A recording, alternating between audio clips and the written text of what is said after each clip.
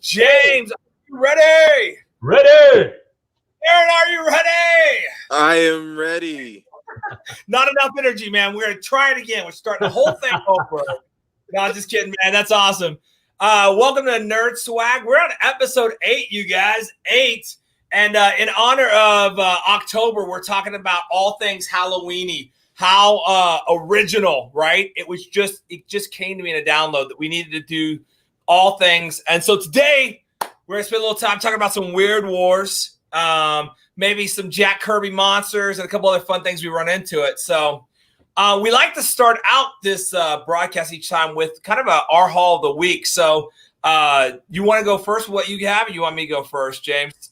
I don't have a lot of new stuff this week, so yeah. All right.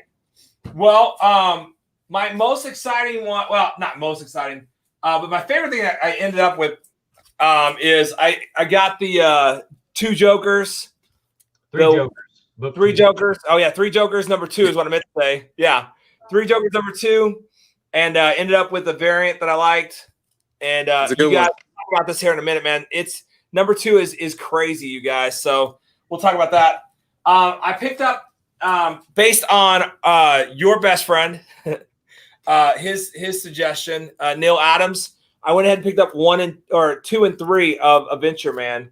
I should take them out of the covers, but man, this is a variant cover on this one. But it's gorgeous art. Storyline is really fun, and we can talk about that too. Yeah, I found out about that book. He said every part of this book, all the illustration, top notch. I recommend it because I love the way everything looks. So. Yeah, I've seen a lot of it lately. Beautiful. Yeah, the illustrations are beautiful. Here, I'll open one up. They're beautiful, and the storyline is really interesting because, in the first issue, they're basically reading a storybook, and then all of a sudden, pieces of the storybook start happening that she reads to her son. And then they found out in the next one, they actually found that the publisher and the address of the headquarters of AdventureMan are the same. So all these lost heroes are somewhere lost in time. And so she goes to this place and ends up inside of there. But the artwork looks beautiful on this book, really well done. The characters are fun because they're always, they're kind of like, they got that 30s and 40s vibe to them.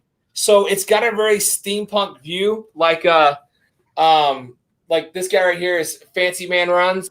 So this is the gentleman, Jim Royale, if you see him. But they all have this like really cool steampunk capes, just a little bit of noir. Yeah. It's beautifully done. So these are great reads. I really enjoyed them. They leave you with a lot of questions on what's going on. So I think Neil Adams made a good suggestion on this one. AdventureMan 1, 2, and 3 so far out. 4 should be out soon, but definitely worth the read. I really, really enjoyed it. There's a lot of interesting things going on with that. So, and then I picked up the newest one, not for me, but not in general. Number 4 just came out, but I found number 3 finally. This came out at the beginning of the year. Keanu Reeves was saying that Keanu Reeves backed this book when it first came out. And that says a lot. Yeah, and there was speculation this was going to end up as an HBO series.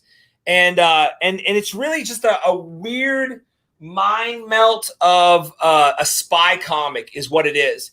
So they take the James Bond element, the spy elements, that all those pieces, and they throw in this really weird, like, mental thing with it, where you kind of don't know what is real, when it's real, and so as the reader, as the reader, you don't know really what's going on, and so it's a really cool, story, kind of dark, but really well done. So, and then again on 3 Jokers, since we're reviewing comics anyways right now, 3 Jokers, guys.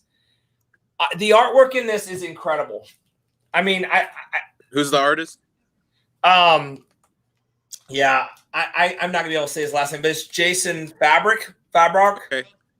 So I'll just put it up here so you can see it. But what they do is Fabrock. They only use red for the violence. Other than that, it's going to be these purples, the greens. It's real muted colors, and then the red just explodes. If that makes sense. So And I don't want to give spoilers necessarily, but I've got to tell you, man, from book 1 to book 2, we find out that because in book 1, if you haven't read it yet, Jason has an encounter with one of the 3 Jokers, who then says that kind of says this really dark line where he's like, "You remember what I said to you, or what you said to me when I was beating you to death? Remember, because he got beat with the crowbar." You're right. Yeah. He says, "You promised me you'd be my Robin." Okay. Okay. And, Interesting. And then, do we want to give spoilers on this? Are y'all going to read this? Am I going to upset anyone? You better not do spoilers. Somebody might get bent out of shape. Yeah, okay. I know somebody will be upset. Yeah, he does something. He does something epic, and so I can't tell anything then about this. But basically, he's chasing the other Jokers, and we find out that this really isn't a spoiler, but we find out that Joker isn't the one that beat him to death. Possibly, I still don't know. Even with seeing all the Jokers together, I still don't know. I still don't quite understand the storyline behind what they're doing. So, but anyways, yeah. So 3 Jokers is a really interesting read, really crazy. And then I looked at book 1. Michael gave me a couple of different covers, variant covers on book 1. Yeah. And I opened it up. I have not read it straight out, but I was looking through it, and I like the art and everything. I saw this consistent symmetry of small panels all through the book. I brought it up here to open up and talk about it, but it was just interesting because we're working on the Bobcat all the time and finding ways to use the panels, have one overlap another, have a smaller one, have the character break outside and sprawl onto other panels, whatever. And what I found in the first so many pages of book 1 is these exact same size, symmetrical, consistent panels. Wasn't a lot of changes in the sizes and everything. Did you see that? Yeah, I thought it was interesting how they did that.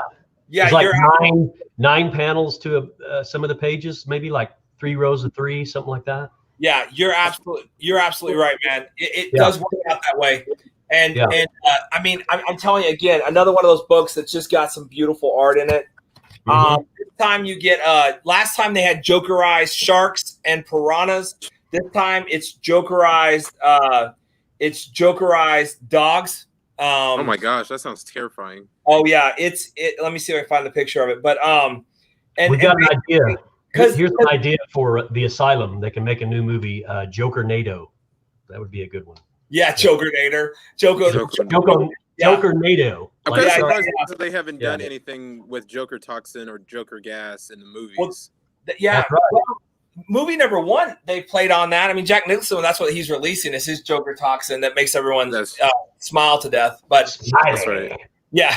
But no, the cool thing about this one is, so the crime that they're dealing with in this one is it's the corrupt judge, and you learn why so many of the rogue gallery of Batman's villains end up in Arkham Asylum.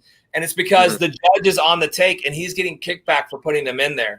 And so it's epic. There's a picture of Black Castle in here, and it's gorgeous. I'm telling you, this book is just so well done. The artwork on this would be one I think would be even good in the digital because you can zoom in on things. There's a scene in here where one of the Jokers says, "I'll let you in on a secret, kid. It hurts when I smile." And if you just look at his eyes, even though his face is smiling, his eyes, the way Jason drew his eyes are in pain. Interesting. I mean, it's epic. It's beautiful. Awesome. Well done on that. So I am glad that DC's leaning more into the 3 Joker theory. I absolutely love that. It kind of adds to the mythos. They paint Red Hood's hood also when they catch him at one point. Look how creepy that is. So anyways, yeah. Not too much. This is a great book. It's well worth the read. My last new book that I ended up with is actually a gift you just gave me, which is the Monsters and Bugs. It's Jack Kirby's artwork. It's a Jack Kirby collector magazine. Yeah. Dude, wow, nice. So filled with beautiful artwork. I really was enjoying looking at this thing. I haven't had time to really read into it. So On the old Spectrum, I went into vintage stock because I had a buy one get one, and I bought one Halloween comic that I thought was kind of funny, and then got a free one. So here's what I got. It's Richie Rich, Vault of Mysteries. Vault of Mystery, yeah. Interesting. So he takes on the werewolf. He takes on Frankenstein and the vampire. And this guy right here, Freckles, is what I assume everyone thinks that white people are in Oklahoma. He is. Yeah. golly, shucks. He's wearing overalls, you know. He's as dumb and hillbilly as they come. And so yeah, I went ahead and looked through this. This cracked me up because this stuff it's cute. It was a lot of fun. And got it for a great deal. And then because I got buy one, I stole this out of the display case because it was there.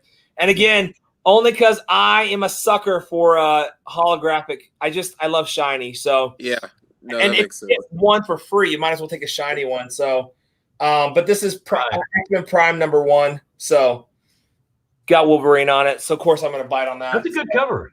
Yeah. Yeah, isn't that fun? So I thought Storm, Bishop, and Wolverine all together, holographic. Yeah. Beautiful. It's the 90s, man. This is what I got home. I would get off the bus and go watch the X-Men on TV because that's it. That's the 90s for me. That's what got that theme song always sticks in your head too. Yeah. Oh yeah, man. That electric riff. I found this at Vintage Stock too.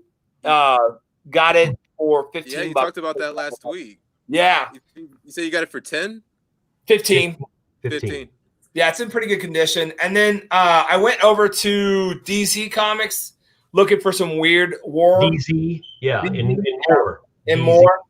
Yeah. And found a Witching Hour for Halloween. That's I thought it would work well. I remember that book. I don't have it, but I remember that one. What? You didn't ride your bicycle to 7-Eleven? I didn't ride my bicycle to 7-Eleven and buy that in 1974. No. And then I did. I bought this one and showed it to my son. I was asking him what he thought about the World's Finest, but it's Superman is a vampire, and there's a sea creature they're dealing with. It's got the Creeper, Phantom Stranger. Yeah, Oliver, the Green Arrow fills in for Batman at one point, and the only reason they figure it out is because he has his yellow beard and mustache. They're like, wait, Batman doesn't have a beard and mustache. Like it's pretty funny. So, but great little find for a couple. That is awesome. I like Holiday that edition. So yeah, that's great. Vampire Superman. Yeah, Vampire Superman. Yeah. They don't even feel the need to explain that there's kryptonite or anything. I was going to say it just happens. I guess you'd have to kill him with a kryptonite stake. You have to use a kryptonite stake. Right. Yeah. So I haven't really read it yet, so I just flipped through.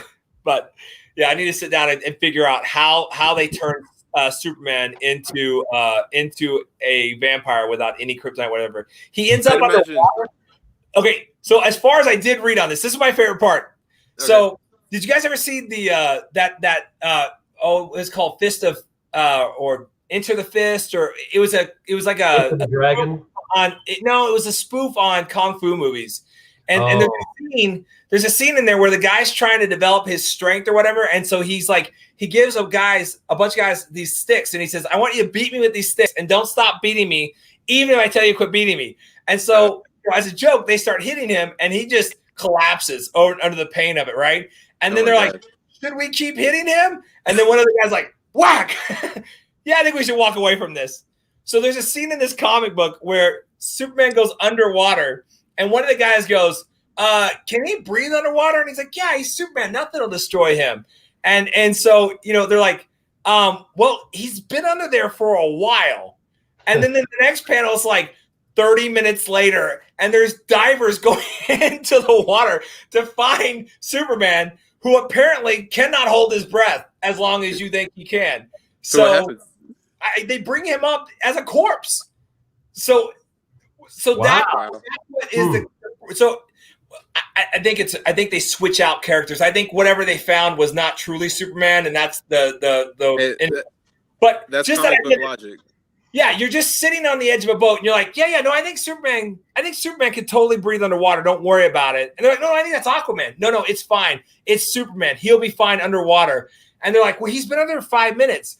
30 minutes later, it's like, okay, guys, we got to send in the divers. We've made a wrong calculation about Superman. I don't know. I laughed so hard at that panel. I was just like, that to me that's hilarious. It's like, oh, he's got it. Oh, wait, he's dead.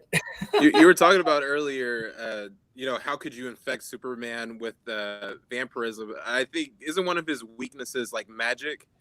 So like maybe the magic, the necromancy of it probably is what infected him or something like that. True. So something to do with the guest star Phantom Stranger we have going on here, probably. Yes. Yeah, probably. You're probably right on that. It's hilarious though. It's hilarious. Just I don't know. Maybe I'm just warped that I found it so funny that it sounds funny. That two guys are just waiting on Superman to pop up out of the water, and they're finally like, yeah, well, I think we should send in the divers now.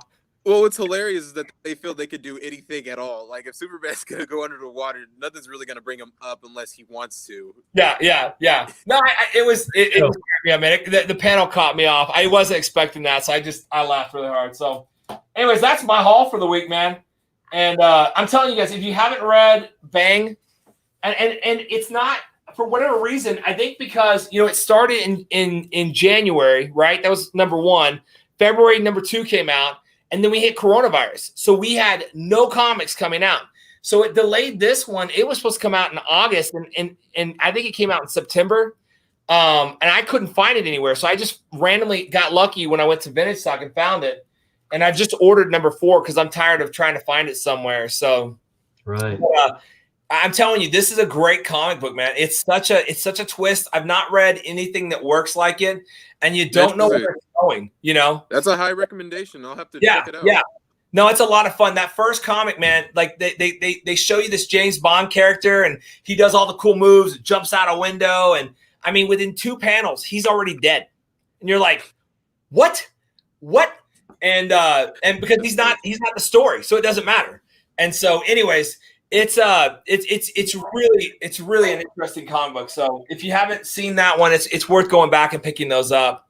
And the variant covers are they're selling really high online for whatever reason. So those variants will always get you. Yeah, who knows? So anyways, that was what I ended up with. Anyone else end up with anything fun this week? Oh man, I wish I had something. Well, I don't know if you're ready to talk about this yet. Yeah, let's go. My hands on this one this week. Yeah, Comics. And you can get that, Darren. That he's got it at Deadlift, right? Yeah, he does. Yep, it's at Deadlift. I got my copy at All Star Comics on 122nd and May.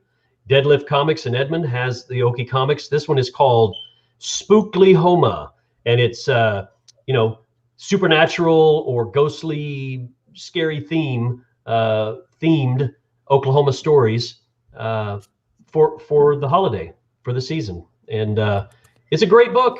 And I'm just totally thrilled with the last story in there, the 12-page, the Bobcat, the old woman in the woods. And it turned out so well. Jonathan Kelsch did the artwork. The artwork in that last one is phenomenal. Yeah. It really is. That's Jonathan Kelsch. And I want him to do some pin-up and promotional art for the Bobcat aside from this. And I told him already, and I'll say it just flat out in the open. I want to get him to do some things as much as possible now, because once the big boys get a hold of him, Marvel, DC, whoever, they're going to keep him tied up. Yeah, because he's good. And I like the way he did the colors. I like his style. Look at as you go through there, look at the forms, the body movements, and the forms and the postures and everything. How he has got it down. He's nailed it. Yeah, in my opinion. No, it's epic. I even like the way he depicted the Bobcat suit in this. The pelt fur over the metal armor. It just right. It's good, man. It looks great. So it's awesome. It's not every day that I see a book with a lot of native characters in it. Yeah, right. I don't know if you guys have read any books that have a predominantly native cast of characters, but I found that pretty refreshing in it as well. Yeah. Well, yeah, James, what James is doing with the Bobcat is, James is Cherokee, and then he also promotes the Cherokee language within inside of this also. So, yeah. Right. They're speaking Cherokee in there. Yeah. And, a great one for everyone to know, a Cherokee word besides CO, like hello, is Dona da go hunt e, which is until we meet again, because there is no Cherokee word for goodbye. Oh, wow. And so the Bobcat is speaking to Suokalu after their interaction there, and when he leaves, he says "Dona le go ha e." That's a Cherokee folklore right there too, right? Oh yeah, Suokalu is absolutely. There's a rock in North Carolina called Jetacola Rock. I think people say it differently, Jetakula, and it has these pteroglyphs, these markings and etchings and things on there. It looks like runes, kind of Lord of the Rings-ish kind of stuff. But neither professionals nor amateurs can decipher what it says. It's a mystery to the world what the significance of those marks. But Cherokee tradition is that the marks were put in that rock by Suokalu. And so, and that rock is really there in North Carolina. You can go see it. I've got a picture of it in the trade paperback. Yeah, man. His artwork is Donut to go hunt e. Yeah, everybody go out and get this for sure. You will enjoy this story. It is great. I want to add in the comments if you want to watch, if you just want to read it digitally, to get a hold of it until you can find it. And then go to Okie Comics. Yeah, and on the Okie Comics website, they have a place too where. Sorry, I'm gonna zoom through it real fast. Look at that guy right there. We know him. Hey. Good picture of him. Let's see. I couldn't find it. But anyways, they have a place where you can let me. Of course, it's all the way at the top, isn't it? But anyways, James, I have a quick question for you. Yes. So with the Bobcat, is each issue in a contained story, or is there an overarching one?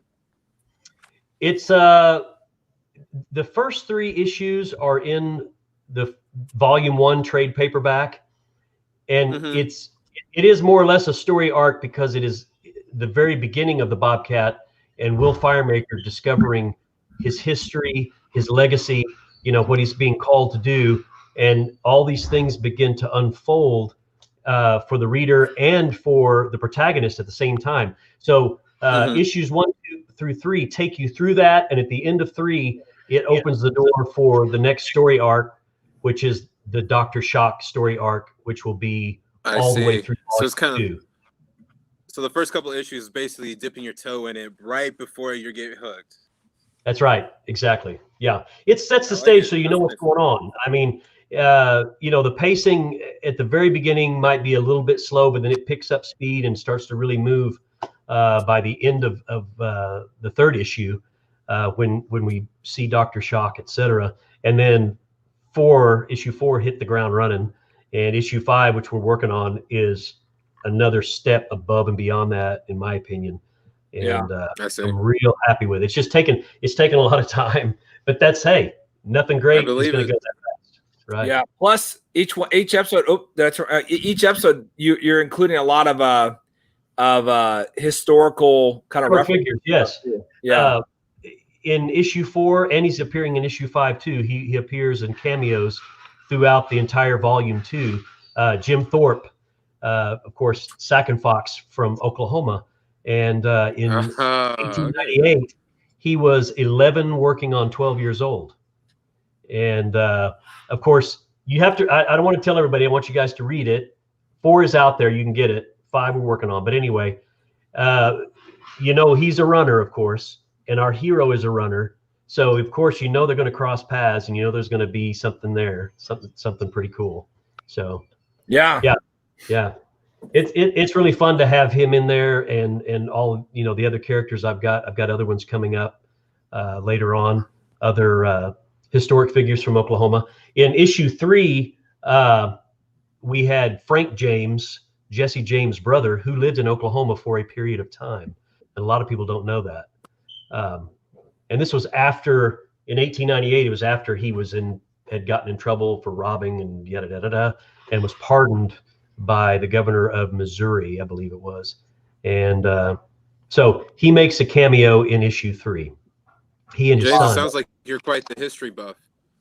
Well, I'm working on it. You know, there are a lot of things that I knew, but I have learned so much researching this, because I know where I want to take the story. And then when I give myself an outline and say, so-and-so is going to be here and we're going to go here and da-da-da-da, man, I've got to start clicking and looking and reading to get all the stuff. It sounds like you're very passionate about it. Yeah, thank you. Yeah, the funny thing is you've got to look at multiple sources unless it's like an end-all source, because I will get conflicting information on the same thing, and I'm like, that's a good point. Yeah, so I have to. You can't always rely on Wikipedia. Oh yeah, What? Absolutely. What? Wikipedia is not reliable? Yeah. Oh, man. I better buy back all the stocks that just told me. That's awesome.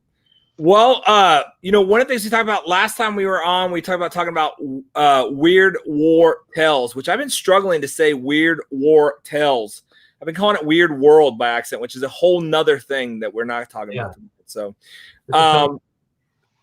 so I was going to show you guys a little bit of this and see. Did anyone spend some time looking at this today? Because I'll give you kind of the rundown. The interesting thing about Weird War Tales is this isn't a running story. It's more like Tales of the Crypt, except for look at that. James got it. Let me turn off the screen here. There we go. No glare. You guys don't have glare, do you? No. Yeah, no, that's right. DC. Oh, that's funny. That's issue 4. Yeah, I just pulled that one up the show too. That's awesome. Awesome. So yeah, I think I got. I was digging through my stuff and I knew I had one somewhere. Now the thing about these comics too is you're gonna get a lot of Nazi imagery, because they're gonna depict World War I and II, and so but they also, this goes as far as into the Vietnam War. And so you have characters. So Death is always he's always the storyteller in this, and normally predominantly featured on the cover of each one of these ones. But you got characters like Robot Soldier. You have Nazi zombies. And it's always a thing. Yes, yeah. They fight dinosaurs. Yeah. There's just so many things that come out of this. But what's interesting about this is, this is a genre. Oops, let me zoom that one in a little bit. This is a genre, like war comics in general, is kind of is a genre that's kind of dead now. Nobody's really doing. That's very true.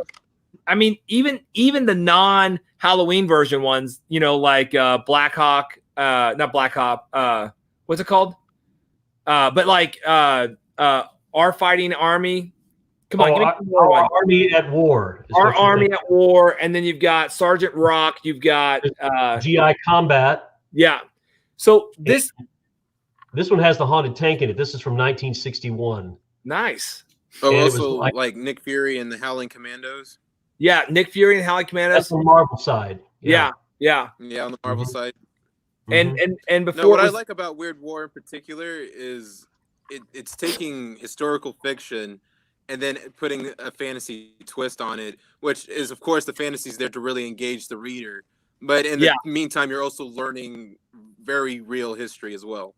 Yeah, exactly. Yeah. And for its time, this was something I think was speaking to the time that was happening. If you're a kid growing up, especially a teenager growing up in this time, death is something that's going to be on your mind, because you've been watching newsreel, right? You've been seeing, you've been hearing about Vietnam, right? What's that? No, I was just saying, I didn't even put it in that context. Yeah. Because even during the publishing times, there was already the worst war in American history. Mm-hmm. So right. that to me, but what's interesting now is, we don't have, I don't think there's anyone really doing a war comic. Maybe someone on the independent side, but I can't even think of someone doing that right now. Yeah. Anybody out there, if you got something, throw it at us. Well, tell us about it. I think part of the reason is you're going to write about what you're dealing with. right? You're going to write about with the cultural thing that's happening right now. I wonder if there's room to bring back a war comic, to talk about those, because, even Greek mythology, most of it is dealing with wars, right? And so I wonder if there's room for, this kind of stuff to come back. But, another character found in here that I think is really amusing is they've got their version of Frankenstein in this also. What's that? Did you find it? I can't find them, but they've got werewolf soldiers, they've got vampire soldiers, they've got ghosts. Oh yeah, I know the one you're talking about. They've got that monster squad, or whatever. That name for it. Yeah, that breaks out from this, and really, this is a war comic, and it's also kind of that steampunk. Again, it's kind of that industrial steampunk look to things too. So, but yeah, just kind of a cool comic. This is one of those things. I went to DZ because I've been looking around for some locally instead of buying them online and paying for shipping and everything. And the guy said, "That's weird. You're like the second guy who's asked about this comic book lately." He's like, "We haven't heard about this in forever, and all of a sudden we're getting questions about it." And I don't know why that is. You were talking about it earlier. Yeah. So maybe I'm just bringing up interest in it. I don't know. Yeah.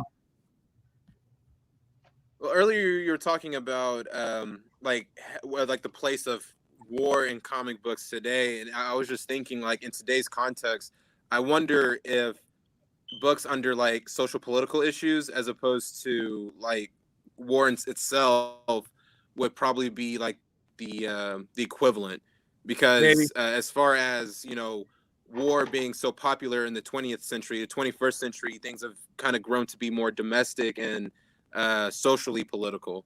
Though what that looks like in comic book fantasy, I have no idea. Well, I mean, you end up with galactic wars, right? Like Infinity Wars, where even when people die, they don't really die, and even though there's stakes on the line, you never feel the stakes of them, because in your mind you're kind of like, yeah. I mean, like Death to Wolverine's a great example of that. That's very true. They ran to that whole thing, and the whole time we're all thinking, yeah, but. You know what I mean? Like, oh, it's tragic how sad this is. And it's a great run. It's a great storyline, but the whole time you're still kind of like, but because the stakes are we know. How long did it actually take?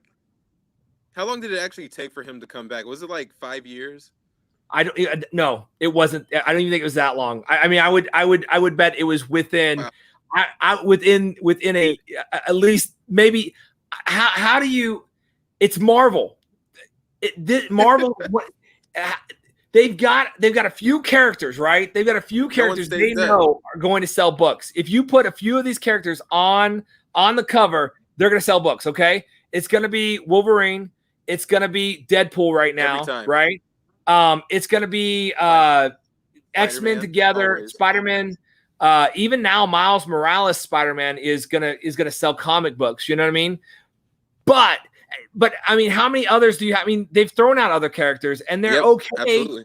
But they don't get the readership that these guys get, because, I mean, look, when you do a Wolverine cover, it's always epic. It's always claws out, bodies everywhere, right? Like, even the covers win on these things. That's what everybody wants. Yeah. So right. I don't know. I don't know how they get rid of I would say their top 10. How do they kill them off permanently? And so they always come up with some makeshift way. DC's worse than Marvel on this. DC has literally reset time and all reality so many times that even Jason Todd, the Red Hood, I can't really tell you his backstory. He's either his parents were fed to crocodiles by Killer Croc, or he was beaten to death and left for dead. And we don't even know how he came back to life, but it was because reality shifted. So, I don't know how you kill off your main character. Yes, and that's the difference in these war comics, though, is these characters you're meeting inside of here, you don't have any other connection except for what would that be like for me to be there? Because you don't know. It's a one-off story every time. So as you're reading, you're kind of sucked into the story because you're thinking, what would I do in this place? I'm not going to meet, the soldier that's in this again. So what would I do in that place?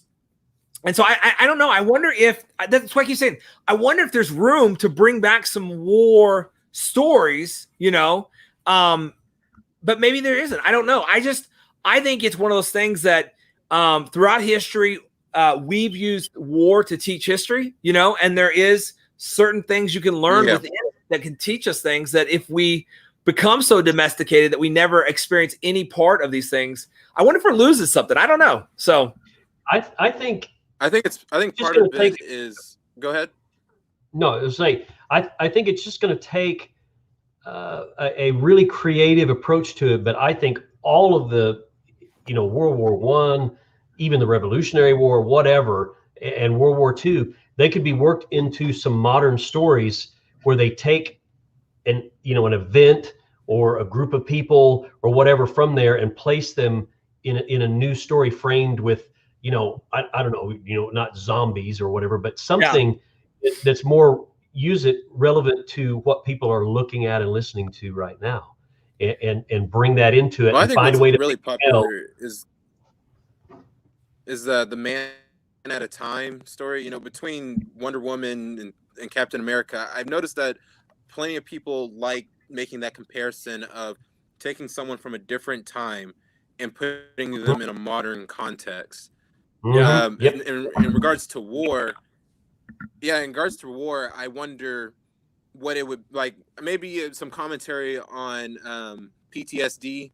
You know, taking someone who survived World War I and putting them in a modern context where the world isn't at war with. Like, how does a character like that?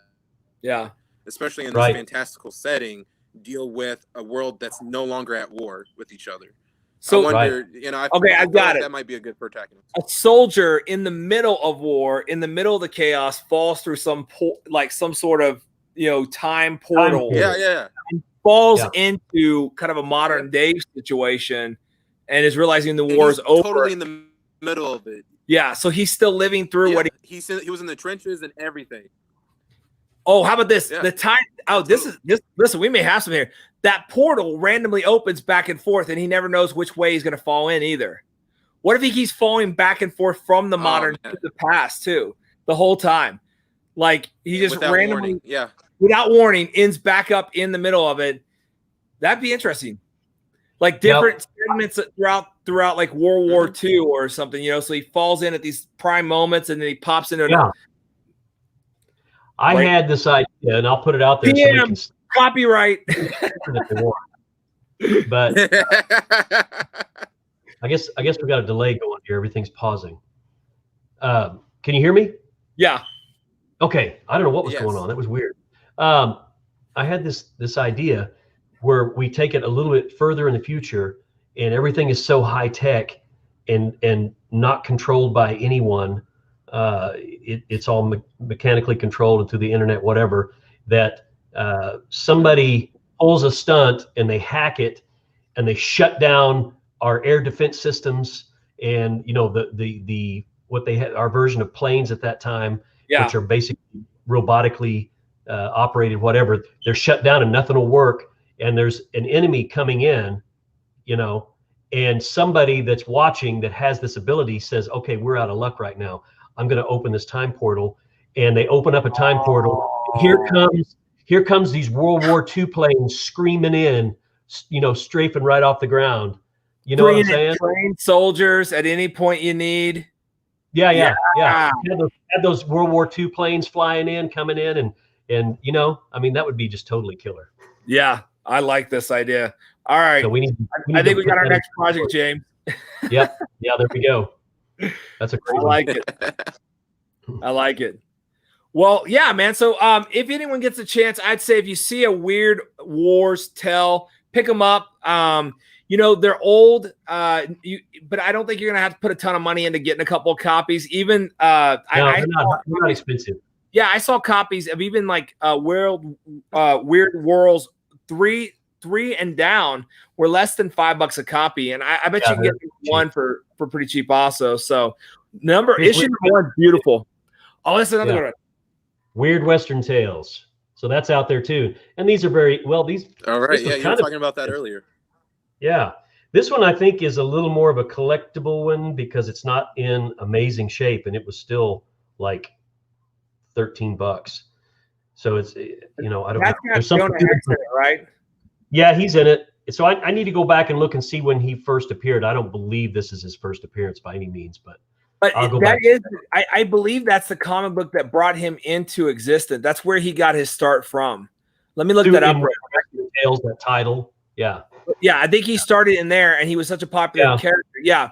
Weird Western Tales is where he came in. His first, I just went and looked it up real quick. So I'm not a genius or anything.